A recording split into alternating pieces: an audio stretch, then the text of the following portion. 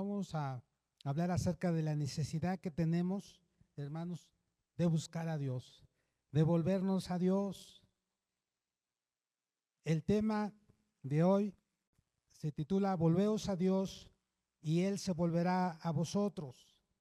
Ya leímos el pasaje, Malaquías 3:7. Dios dice, volveos a mí y yo me volveré a vosotros. Pero vamos a hablar acerca también del profeta Elías, cómo en el tiempo del profeta Elías, el pueblo de Israel era una nación idólatra.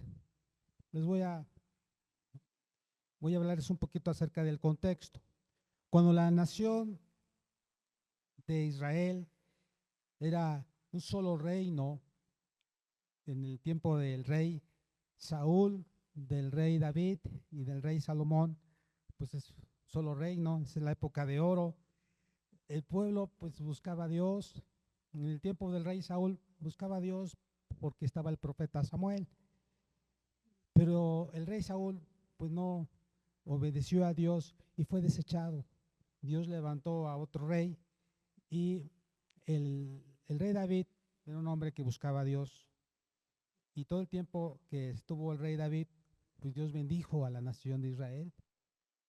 Y posteriormente él muere y antes de morir pues deja a Salomón, que tuvo varios hijos el rey David. Entonces pues los hijos de David querían saber quién va a ser el rey. Entonces Salomón, Dios lo eligió como rey. Entonces Salomón en los primeros años obedeció las indicaciones de Dios, su palabra. Era una persona que hacía varios sacrificios para Dios, pero al paso de los años, pues ya cuando era grande, pues empezó a alejarse de Dios, sus mujeres lo alejaron de Dios, y ya finalmente, ya siendo muy grande y muy viejo, él se da cuenta de que era importante continuar buscando a Dios. Sin embargo, a raíz de esa situación, de que él deja de buscar a Dios y él permite que entre la idolatría, la nación de Israel empieza siendo idólatra y hay una consecuencia de esto, y el profeta le dice que debido a ese pecado, pues solamente se va a quedar con la tribu de Judá, la tribu de Benjamín, y las otras 10 tribus van a ser separadas de él. Entonces se forman dos reinos, el reino del norte, Israel, y el reino del sur, con el nombre de Judá, por la tribu de Judá y Benjamín, pero Judá pues, era la tribu más grande. Y entonces se crean dos reinos, hermanos. En el reino del sur, como eran descendientes del rey David, pues todavía había reyes que tenían temor de Dios, que amaban a Dios y guiaban al pueblo a buscar a Dios. Pero el reino del norte, a partir de que se nombra a Jeroboam como el rey de ahí de Israel, él le da miedo que el pueblo de Israel regrese a, a Judá o que se pasen al reino de Judá, y entonces él instaura o crea dos becerros, y uno lo pone en Dan y otro en otro lugar, y le dice al pueblo de Israel, estos son sus dioses, adórenlos, no necesitan ir hasta Jerusalén, al templo, a adorar a Dios. Entonces inicia una época de idolatría, y cada vez que uno de los reyes del norte de Israel moría, se levantaba otro rey, y cada vez más era la idolatría. En el tiempo del profeta Elías estaba como rey Acab, y Acab era un rey que conocía de Dios, pero no le obedecía, y se casó con una mujer pagana, con una mujer de otro país, de Sidón. Imagínense, una mujer que adoraba a Baal, y Acab, en lugar de cambiar el corazón o la mente de ella, ya sabemos lo que sucede, se vuelve también idólatra, más todavía, y empieza a adorar a Baal, entre otros dioses que había en Israel. Entonces, Dios levanta al profeta Elías. Y Elías, el nombre de Elías significa mi Dios es Jehová o el Señor es mi Dios. Y Elías nació en Tisbe de Galaad, una región montañosa y árida. Y su ropa de él era parecida a la de Juan el Bautista. Él era un hombre que usaba ropa de piel de camello y un cinto y usaba un manto y pues vivía en una región montañosa. Entonces él comía de todo, ¿no?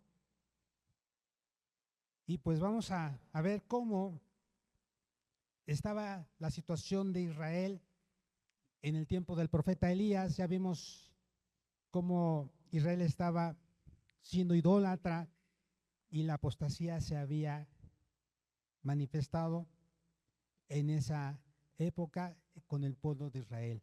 Habían dejado de adorar a Dios, de servirle, de ofrecerle sacrificios. Parte de ello era porque sus reyes eran malvados e idólatras y habían derribado los altares a Jehová y en su lugar habían levantado altares a Baal, porque la reina era su dios preferido, Jezabel, Baal. ¿Quién era Baal? Era un dios pagano conocido como el dios de fertilidad y el dios de la lluvia. Y el corazón de la mayoría del pueblo de Israel se había alejado de Dios. Hermanos, esta situación que se estaba viviendo en Israel es parecida a la que estamos viviendo hoy en nuestros días, nosotros aquí y todo el mundo. Vivimos en medio de una apostasía. Las personas que antes servían y buscaban a Dios ya no quieren nada de Dios. Ya no quieren ni siquiera decir Dios te bendiga. Dice, no, no digas eso. Esa frase no me gusta. Algunos han negado la fe y se han vuelto atrás. Usted dirá, gracias a Dios que yo no adoro a Baal, gracias a Dios que yo no soy idólatra, pero ¿sabía que todo lo que ocupa el primer lugar en nuestra vida es idolatría?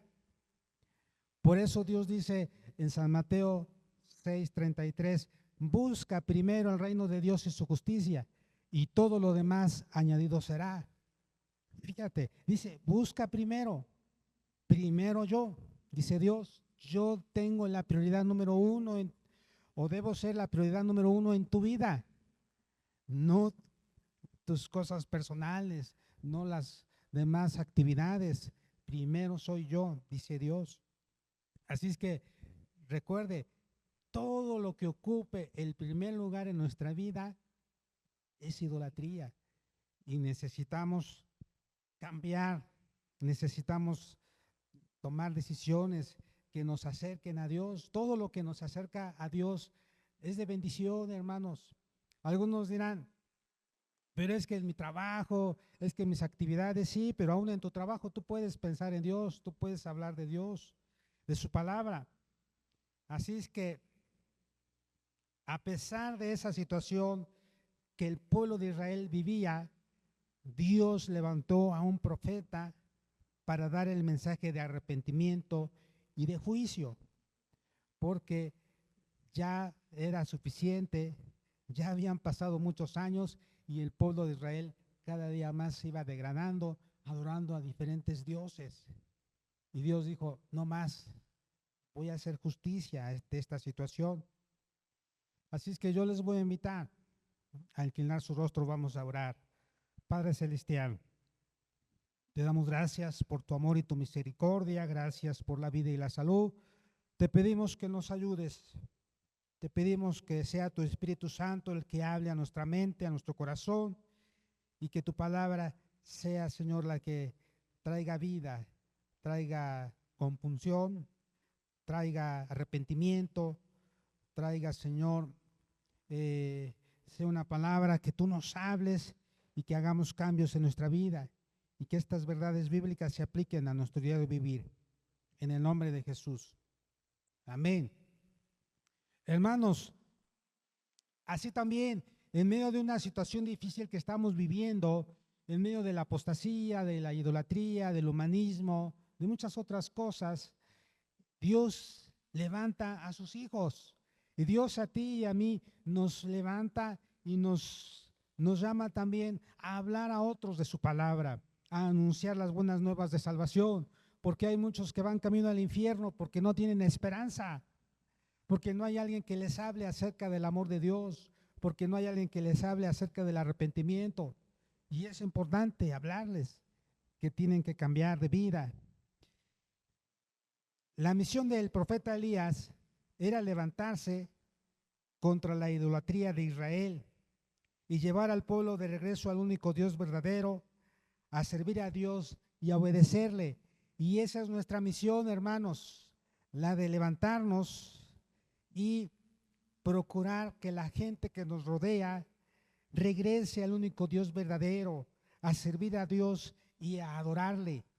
Veamos lo que dice Primero de Reyes, capítulo 18. Vamos primero con el capítulo 17. Entonces Elías Tisbita, que era de los moradores de Galat, dijo a Acab, el rey: vive Jehová, Dios de Israel, en cuya presencia estoy, que no habrá lluvia ni rocío en estos años, sino por mi palabra. Fíjese, Dios envió juicio. Desafortunadamente, allí en Israel habían personas todavía que amaban a Dios, pero por causa del pecado de la mayoría de las personas y de las autoridades y de los reyes, tuvieron que sufrir también esas personas. De igual manera, hermanos, en México, Dios nos ha bendecido, pero a veces los presidentes, a veces han promovido la adoración o han permitido que la gente vuelva otra vez a sus usos y costumbres y con la idolatría y con todo lo de la herbolaria y me refiero, tiene que ver con los curanderos, los brujos, los hechiceros, y eso no quiere Dios. Eso ha traído maldición también a nuestro país. Y entonces nuestras autoridades han traído también pecado a nuestra nación. Nosotros debemos de continuar orando para que México sea para Cristo, pero eso se ha promovido y ustedes recordarán cuando el anterior presidente que estaba visitaba las comunidades, pues más las personas le hacían sus limpias, sus ritos, entre otras cosas, promoviendo la idolatría, el fanatismo, todo lo demás. Entonces, Dios manda juicio al pueblo de Israel y le dice a Elías: ve y preséntate con el rey Acab y dile que no va a llover, no va a llover. Para que ellos reaccionaran y se volvieran a Dios, pero la otra es para demostrar que Baal, el dios preferido de Acab y de la reina Jezabel, no era el dios de la lluvia ni de la fertilidad. El único Dios que nos provee, el único Dios que manda la lluvia, que hace que las plantas florezcan, que tengamos la buena cosecha, es Dios. ¿Cuántos dicen amén? Gloria a Dios. Y entonces, cuando el rey escucha esto y se lo dice a la reina, ¿qué creen que pasó? Pues empezaron a buscar a Elías. ¿Y para qué querían buscarlo? ¿Para felicitarlo? No, dice, lo vamos a matar. ¿Cómo que no va a haber lluvia? Sino hasta que él pida otra vez a Dios que mande la lluvia. No, pues búsquenlo por allá, búsquenlo, vamos a matarlo. Pero, ¿qué dice el versículo 2? Y vino a él palabra de Jehová diciendo: apártate de aquí, Elías, y vuélvete al oriente y escóndete en el arroyo de Querit, que está frente al Jordán. Beberás del arroyo, y yo he mandado a los cuervos que te den allí de comer. Fíjense que Dios le ordena a Elías, le dice, escóndete, pero yo te voy a decir en dónde.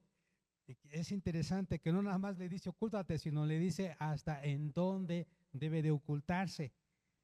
Y es muy estratégico lo que Dios le dice, vete al arroyo de Querit, porque va a empezar a escasear el agua, pero ahí vas a estar tú bebiendo agua. Y entonces Elías obedece. Y, ¿sabe? Esto nos enseña en todo lo que estamos viendo. ¿Qué nos enseña Dios a través de esto? Número uno, que en medio de la prueba y la persecución, Dios siempre provee para aquellos que confían en Él. Dios proveyó un lugar para que el profeta Elías se escondiese, para que se ocultase. Y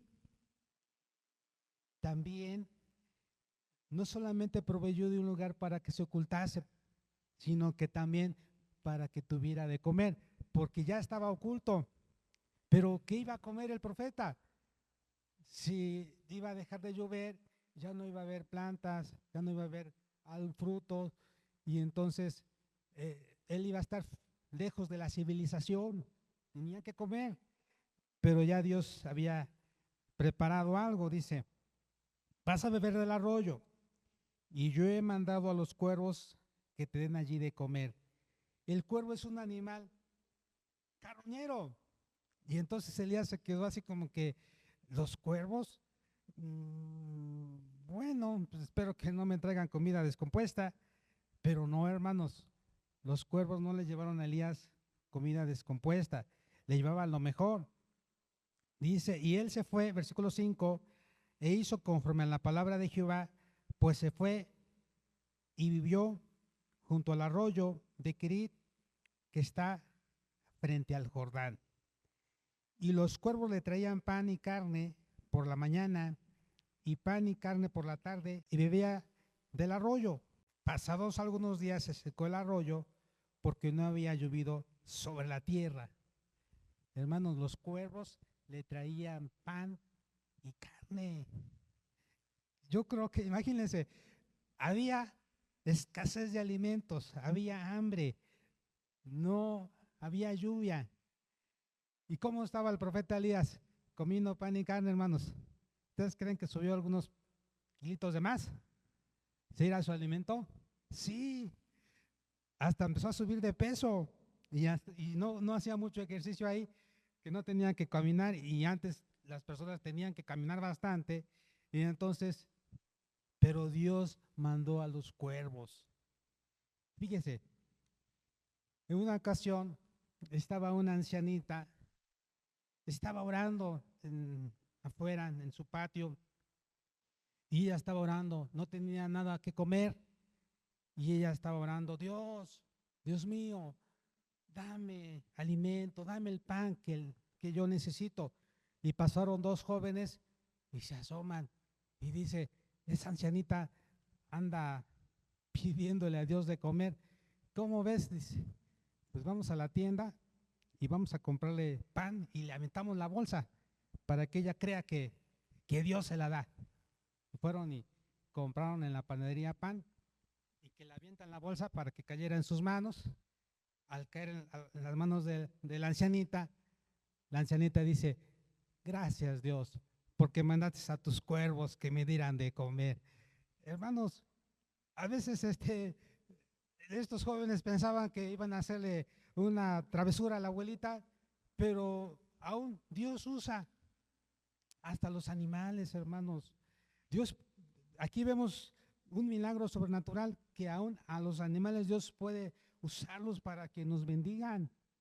Pero podemos decir que los cuervos también, de manera respetuosa, podría ser gente que no nos conoce o que no ama a Dios, no tiene temor de Dios, pero nos puede ayudar, Dios puede dirigir o poner en su mente y en su corazón para que nos ayuden, nos apoyen. Pero ¿qué pasó? El arroyo de Querit, hermanos, después de que no había llovido, pues se secó, ya no había, ya no había agua. Entonces el profeta Elías se empezó a preocupar. Dice, Dios mío, ¿y ahora qué hago? Ya no hay agua. Y seguramente en todas partes no hay agua. Pero, ¿qué le dice Dios? Vamos a ver algo muy importante. Y ahí en el versículo 8, vino luego a él palabra de Jehová diciendo, levántate, vete a Sarepta de Sidón y mora allí. He aquí yo he dado orden allí a una mujer viuda que te sustente. Hermanos, cuando el agua se escasea y Elías se empieza a preocupar, ¿sabe qué? Nos enseña otra verdad, que el cuidado de Dios nunca falla, incluso en los tiempos más oscuros. Dios le ayudó al profeta Elías y siempre proveyó de algo para él. Dios le da la instrucción al profeta Elías a que vaya a Sarepta de Sidón. Y versículo 10, entonces él se levantó y se fue a Sarepta, y cuando llegó a la puerta de la ciudad, he aquí una mujer viuda que estaba allí recogiendo leña, y él la llamó y le dijo, te ruego que me traigas un poco de agua en un vaso para que beba. Y yendo ella para traérsela, él la volvió a llamar y le dijo, te ruego que me traigas también un bocado de pan en tu mano. Y ella respondió, vive Jehová tu Dios, que no tengo pan cocido, solamente un puñado de harina tengo en la tinaja y un poco de aceite en una vasija. Y ahora recogía 2 leños para entrar y prepararlo para mí y para mi hijo, para que lo comamos y nos dejemos morir. Era lo único que tenían. Elías le dijo, no tengas temor, ve, haz como has dicho, pero hazme a mí primero de ello una pequeña torta cocida debajo de la ceniza y tráemela, y después harás para ti y para tu hijo. Porque Jehová Dios de Israel ha dicho así, la harina de la tinaja no escaseará, ni el aceite de la vasija disminuirá, hasta el día en que Jehová haga llover sobre la faz de la tierra. Entonces ella fue e hizo como le dijo Elías, y comió él y ella y su casa muchos días, y la harina de la tinaja no escaseó, ni el aceite de la vasija mengó, conforme a la palabra que Jehová había dicho por Elías. Bueno, Dios le da instrucción a Elías y le dice, ve a Sarepta de Sidón. Le está diciendo, ve al lugar de la reina Jezabel. Fíjese, al lugar donde jamás se imaginó Jezabel que estuviera ahí Elías, y también un lugar donde Elías jamás se imaginó recibir apoyo. Pero Dios le dice, ve para allá, ve a esa ciudad. Y entonces, otra de las cosas que aprendemos, hermanos, es que cuando una puerta se cierra, es porque Dios tiene otra puerta abierta. Se acabó el agua del arroyo, pero Dios tenía otra cosa para el profeta Elías y le dice, vete a Sarepta de Sidón, allá. Pero además de eso, no lo manda a cualquier lugar, sino otra vez Dios vuelve a ser específico y le dice a dónde va a vivir y con quién. Y se ve y vas a vivir con una viuda. Pero no solamente en esa casa, con la viuda y su hijo, sino en qué situación estaba la viuda. Iba a haber provisión para ella, para su hijo, pero también para el profeta. Y ya vemos la historia, cómo Dios multiplicó la harina y el aceite y no escasearon.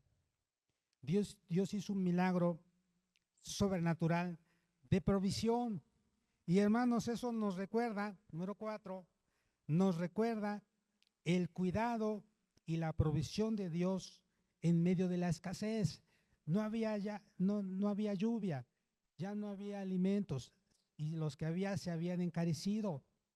Pero en medio de esa situación que se estaba viviendo, para los hijos de Dios había provisión. Y lo mismo nos recuerda a nosotros. Aunque haya problemas, yo recuerdo esta frase que nos enseñaron: no estamos en crisis, aunque veamos crisis, no estamos en crisis, estamos en Cristo. Y Cristo es el que nos fortalece y Dios va a proveer siempre. Porque en una de sus promesas en Filipenses 4:19 dice: mi Dios pues suplirá todo lo que os falte conforme a sus riquezas en gloria en Cristo Jesús. Entonces, la viuda y su hijo comieron muchos días, años. Pero ¿qué sucedió? Fíjense que algo pasó mientras Elías estuvo ahí viviendo. Versículo 17. Después de estas cosas aconteció que cayó enfermo el hijo del ama de la casa, y la enfermedad fue tan grave que no quedó en él aliento. Y ella dijo a Elías: ¿qué tengo yo contigo, varón de Dios? ¿Has venido a mí para traer a memoria mis iniquidades y para hacer morir a mi hijo? Él le dijo: dame acá tu hijo. Entonces él lo tomó de su regazo y lo llevó al aposento donde él estaba y lo puso sobre su cama. Y clamando a Jehová, dijo: Jehová, Dios mío, aún a la viuda en cuya casa estoy hospedado, ¿has afligido haciéndole morir su hijo? Y se tendió sobre el niño 3 veces y clamó a Jehová y dijo: Jehová, Dios mío, te ruego que hagas volver el alma de este niño a él. Y Jehová oyó la voz de Elías, y el alma del niño volvió a él y revivió. Tomando luego Elías al niño, lo trajo del aposento a la casa y lo dio a su madre. Y le dijo Elías: mira, tu hijo vive. Entonces la mujer dijo a Elías: ahora conozco que tú eres varón de Dios y que la palabra de Jehová es verdad en tu boca. Aquí vemos un milagro, hermanos. Dios escuchó la oración del profeta Elías y resucitó al niño. Ya había muerto, pero el niño volvió a vivir.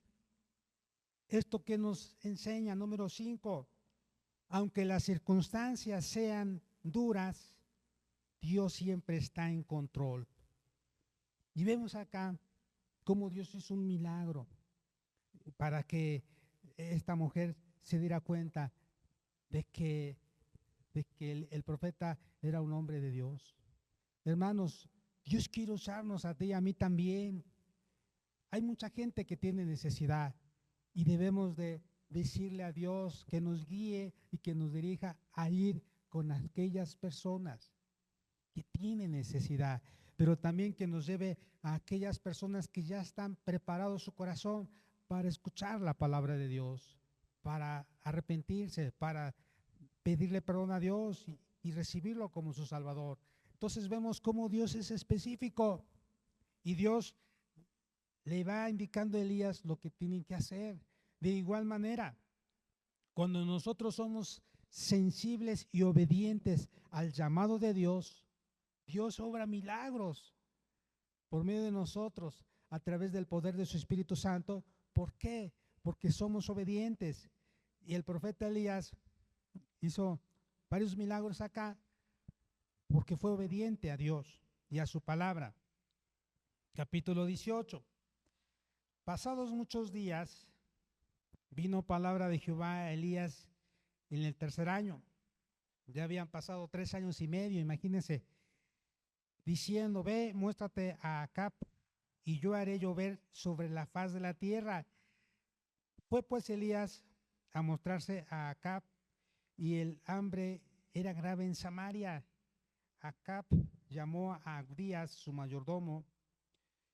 Abdías era en gran manera temeroso de Jehová, porque cuando Jezabel destruía a los profetas de Jehová, Abdías tomó a 100 profetas y los escondió de 50 en 50 en cuevas y los sustentó con pan y agua. Dijo pues Acab a Abdías: ve por el país a todas las fuentes de aguas y a todos los arroyos, a ver si acaso hallaremos hierba con que conservemos la vida a los caballos y a las mulas, para que no nos quedemos sin bestias. Y dividieron entre sí el país para recorrer. Acab fue por un camino y Abdías fue separadamente por otro. Y yendo Abdías por el camino, se encontró con Elías, y cuando lo reconoció, se postró sobre su rostro y dijo: ¿no eres tú mi señor Elías? Y él respondió: yo soy. Ve y di a tu amo: aquí está Elías. Pero él dijo: ¿es en qué pecado para que entregues a tu siervo en mano de Acab para que me mate? Vive Jehová tu Dios, que no ha habido nación ni reino a donde mi señor no haya enviado a buscarte. Y todos han respondido: no está aquí. Y a reinos y a naciones él ha hecho jurar que no te han hallado. Y ahora tú dices: ve, dile a tu amo: aquí está Elías. Acontecerá que luego que yo me haya ido, el Espíritu de Jehová te llevará a donde yo no sepa, y al venir yo y dar las nuevas a Acab, al no hallarte, él me matará, y tu siervo teme a Jehová desde su juventud. No ha dicho a mi señor, no ha dicho a mi señor lo que hice cuando Jezabel mataba a los profetas de Jehová, que escondí a 100 varones de los profetas de Jehová, a 50 en 50 en cuevas, y los mantuve con agua y con pan y agua. Y ahora dices tú: ve y di a tu amo: aquí está Elías, para que él me mate. Y le dijo Elías: vive Jehová de los ejércitos en cuya presencia estoy, que hoy me mostraré a él. Entonces Abdías fue a encontrarse con Acab y le dijo, y le dio el aviso, y Acab vino a encontrarse con Elías. Cuando Acab vino a Elías, le dijo: ¿eres tú el que turbas a Israel? Y él respondió: yo no he turbado a Israel, sino tú y la casa de tu padre, dejando los mandamientos de Jehová y siguiendo a los Baales. Envía pues ahora y congrégueme a todo Israel en el monte Carmelo, y los 450 profetas de Baal y los 400 profetas de Acera que comen de la mesa de Jezabel. Versículo 20. Entonces Acab convocó a todos los hijos de Israel y reunió a los profetas en el monte Carmelo. Y acercándose Elías a todo el pueblo, dijo: ¿hasta cuándo claudicaréis vosotros entre dos pensamientos? Si Jehová es Dios, seguidle, y si Baal, id en pos de él. Y el pueblo no respondía. Hermanos, en este pasaje vemos cómo Elías, Dios le dice, ya pasaron los 3 años y medio, y Dios le dice: Elías, ya es tiempo, levántate y preséntate ante el rey. Y vemos cómo el rey lo estuvo buscando en varios lugares, y Dios le dice a este varón, a Abdías, que no tenga miedo, que él se va a presentar ante el rey. Y le dice al rey que lleve a los profetas de Baal. ¿Cuántos eran, hermanos?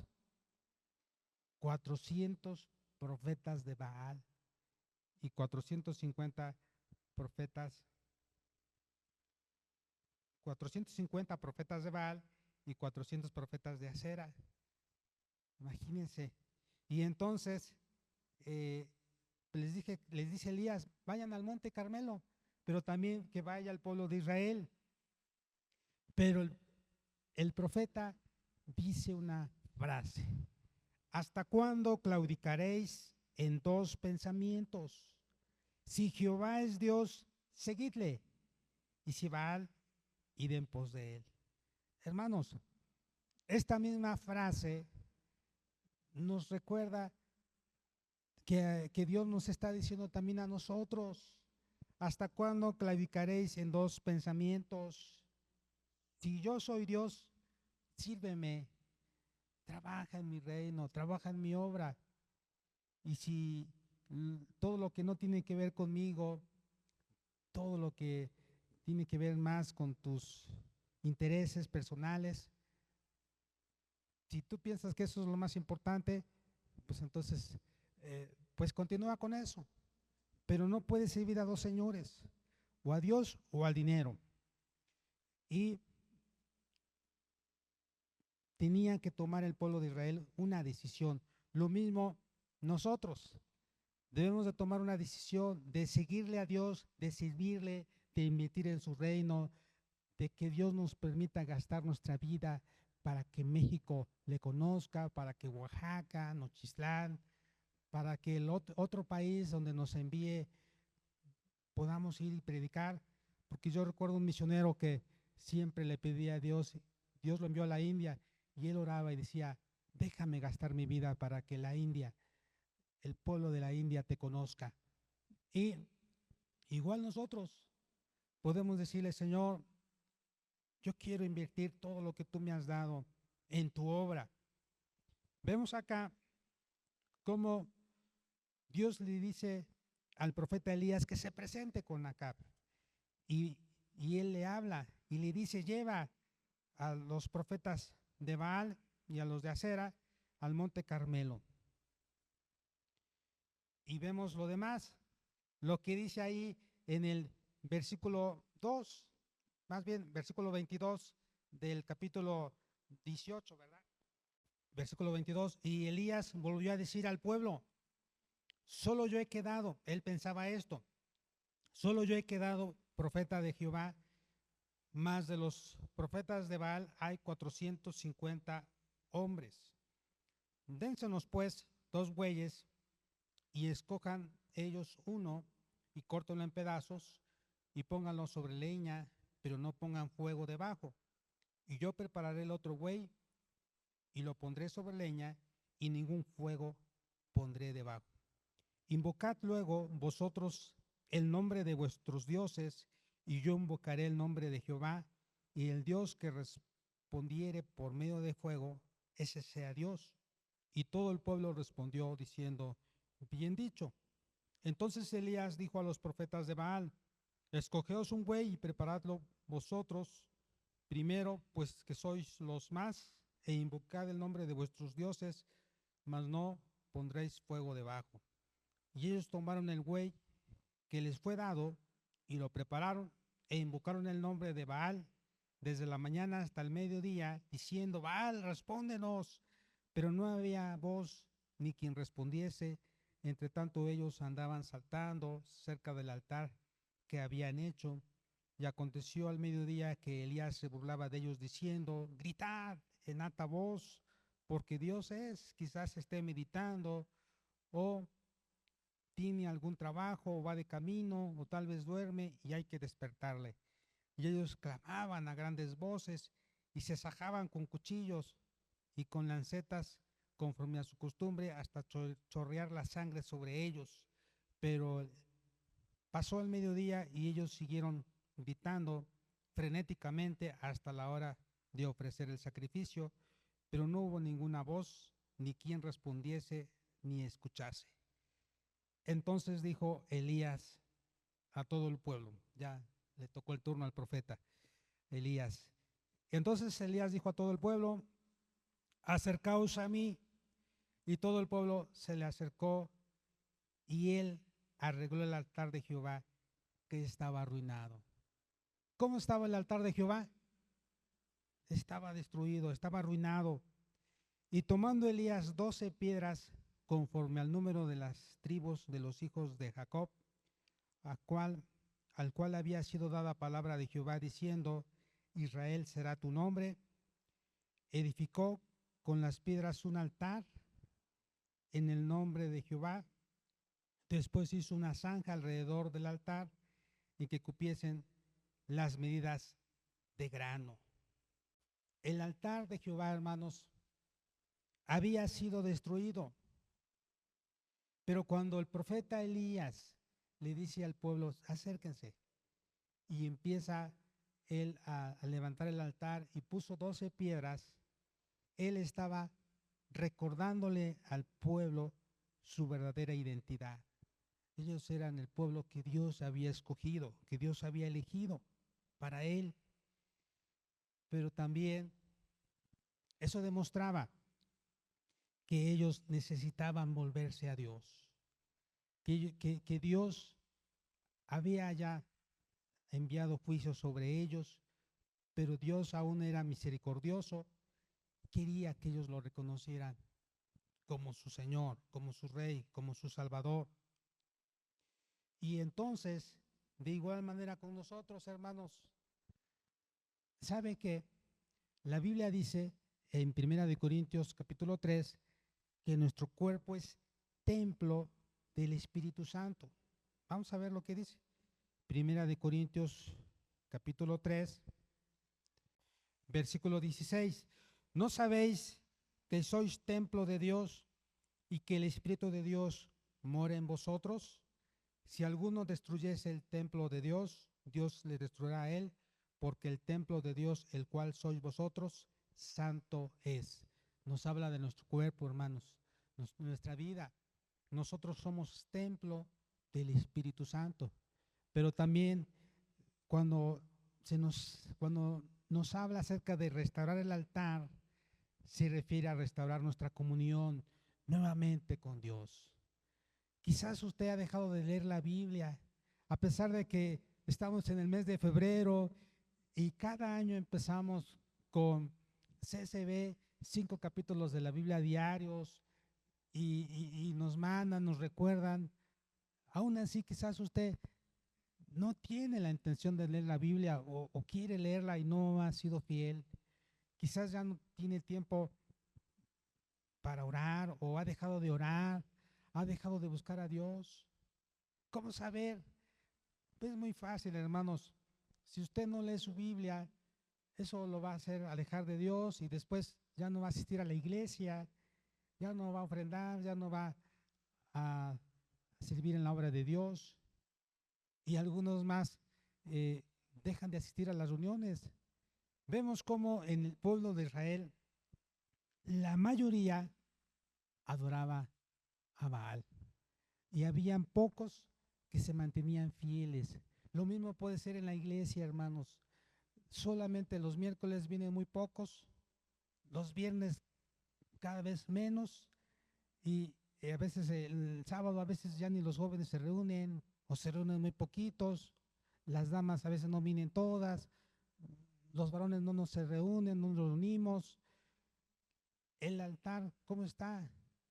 Está destruida nuestra relación con Dios, nuestra comunión, pero Dios quiere que nos levantemos, Dios quiere que volvamos a Dios, Dios quiere restaurar nuestra vida, nuestra alma, nuestra situación, pero tenemos que tomar la iniciativa, tenemos que buscar a Dios, tenemos que asistir a las reuniones, tenemos que decirle a Dios, reconozco que sí, que he dejado de buscar tu rostro, que el altar, que mi altar familiar, que mi comunión contigo ha menguado. Eso es muy importante, porque Dios nos llama a servirle a Él, a su obra. ¿Y qué pasa acá? El profeta Elías le dice al pueblo de Israel, acérquense. Y después de matar al becerro, de poner la leña, primero puso las piedras, luego la leña y luego cortó el buey en pedazos y lo puso sobre la leña. Él dice, llenad 4 cántaros de agua y derramadla sobre el holocausto y sobre la leña. Hermanos, no había agua, no había llovido y la poca agua que había, Elías la derrama. Alguien me ha dicho, pero ¿qué está haciendo este hombre? El agua era para tomar y todos los que estamos acá y ahora trajimos estos cántaros de agua y mira, Él la ocupa para derramarla. No entendían que el que merecía primeramente lo mejor, las primicias, era Dios. Pero el profeta Elías lo hizo con dos intenciones. Una, dándole a Dios el agua, porque Él merece el agua, merece todo, nuestra vida, nuestra alma, todo lo que tenemos. Pero era un acto simbólico, que Él merece lo mejor, aún lo más preciado de nosotros, Él lo merece y Él debe de ocupar el primer lugar en nuestra vida. Pero por otro lado, Él derrama agua encima de ese sacrificio que iba a hacer, porque para que no hubiera duda de que Él hizo trampa, de que no, me hace que Él tenía fuego por ahí, algo pasó y no nos dimos cuenta. Y entonces Él dice: llenad 4 cántaros de agua y derramadla sobre el holocausto y sobre la leña. Y dijo: hacedlo otra vez. Y otra vez lo hicieron. Ya son 8 cántaros. Y dijo aún: hacedlo la tercera vez. Y lo hicieron la tercera vez. ¿Cuántos cántaros fueron? 12 cántaros de agua. Y de modo que todo estaba mojado y estaba escurriendo el agua y toda la zanja estaba llena de agua. No había, la gente decía: ¿pero qué está haciendo este hombre? Ya lo llenó de agua. Y era que para que se encendiera, y así no se va a encender. Pero él quería que la gente se diera cuenta que Dios es poderoso. ¿Y qué sucedió? De manera que el agua corría alrededor del altar y también se había llenado de agua la zanja.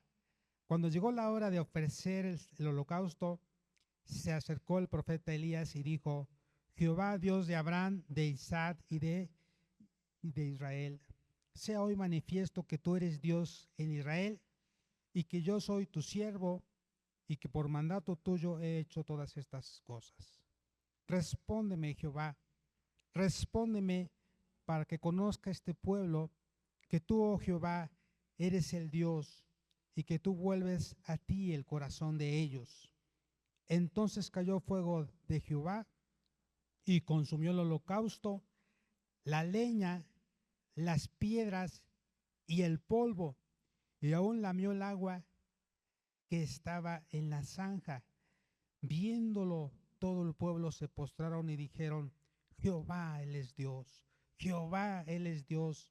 Entonces Elías les dijo: prended a los profetas de Baal, 450, para que no escape ninguno.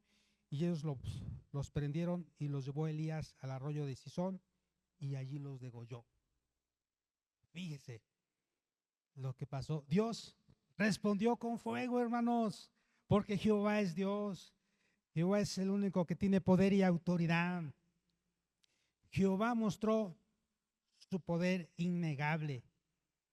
Fue una batalla por el corazón de Israel, porque Elías oró que el corazón del pueblo de Israel se volviera a Jehová. El fuego había mostrado que Jehová era el único Dios verdadero. El pueblo había presenciado el poder de Dios, pero ¿saben qué?